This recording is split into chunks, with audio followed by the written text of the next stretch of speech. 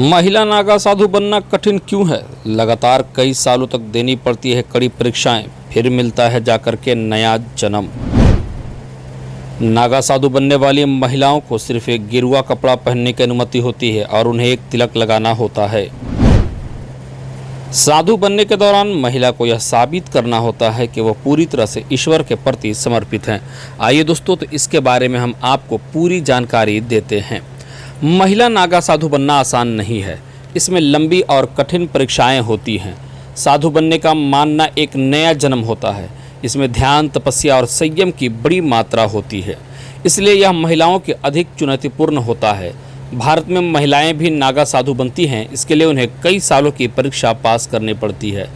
इस पद पर जाने के लिए उन्हें ध्यान, तपस्या और संयम की बड़ी मात्रा चाहिए। भारत के कुछ धार्मिक स्थलों में ज़्यादातर महिलाएं नागा साधु बनती हैं।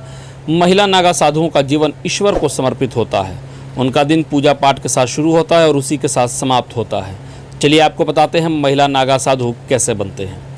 महिलाओं को एक गेरुआ कपड़ा पहनने की अनुमति होती है और उन्हें एक तिलक लगाना होता है। भारत में ज़्यादातर नागा साधुओं को महिलाएं नेपाल से आती हैं और उन्हें नागा साधु बनने के लिए कठिन तप और परीक्षाओं से गुजरना पड़ता है। नागा साधु बनने से पहले महिला को 6 से 12 साल तक ब्रह्मचार्य का पालन करना पड़ता है। जब वो इसे सफलतापूर्वक कर पाती हैं तब उसे उसके गुरु नागा साधु बनने की अनुमति देती हैं। इसमें सिर का मुंडवाना, नारंगी या लाल रंग का कपड़ा पहनना और हथियार रखना शामिल होता है। आधिकारिक बनने के बाद महिला नागा माँ बन जाती है। शुरुआती 10 सालों तक कठिन ट्रेनिंग दी जाती है ताकि वो साधु बनकर कठिन साधना का संपन्न कर सके। नागा साधु बनने के दौरान महिला को यह साबित करना होता है कि वह पूरी तरह से ईश्वर के प्रति समर्पित हैं। उसे अब सांसारिक खुशियों से कोई लगाव नहीं है। वह स्पष्ट करती है कि उसका पिछला जीवन अब कोई नाता नहीं रखता और वो सारे बंधनों से मुक्त है। उसे आध्यात्मिक जीवन में प्रवेश के लिए लग्जरी और सुविधाओं के बिना तैयार होना होता है। नागा साधु बनने से पहले महिला साधु को अपना पिंड दान करना होता है। इसका मतलब होता है कि वह पुरानी जिंदगी को पीछे छोड़कर नई जिंदगी में पूरी तरह समर्पित हो जाती हैं। इस प्रक्रिया में वो अपने पिछले जीवन को समाप्त मानती हैं और उससे अलग हो जाती हैं। महिलाओं को सन्यासी बनाने का प्रक्रिया आचार्य महामंडलेश्वर द्वारा पूरी की जाती है। नागा साध्वी परंपरा ने विदेशी महिलाओं को भी आकर्षित किया है। इस परंपरा का मुख्य उद्देश्य सनातन धर्म और वैदिक परंपराओं की रक्षा होती है।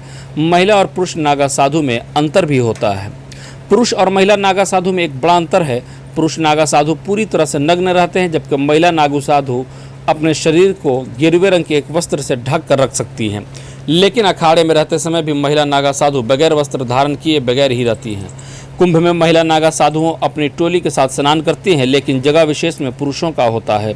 महिलाओं का स्नान पुरुषों के शाही स्नान के बाद होता है।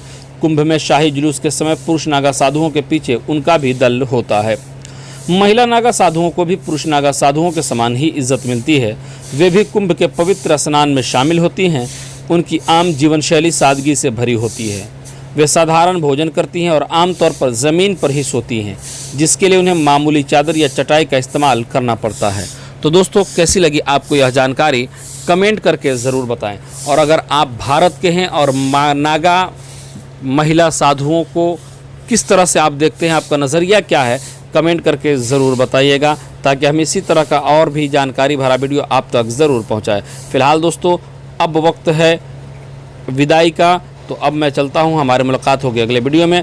तब तक के लिए आप हमें इजाज़त दीजिए और देखते रहिए आपका अपना Hindi news channel TBC News 24। हर खबर सबसे पहले आप तक।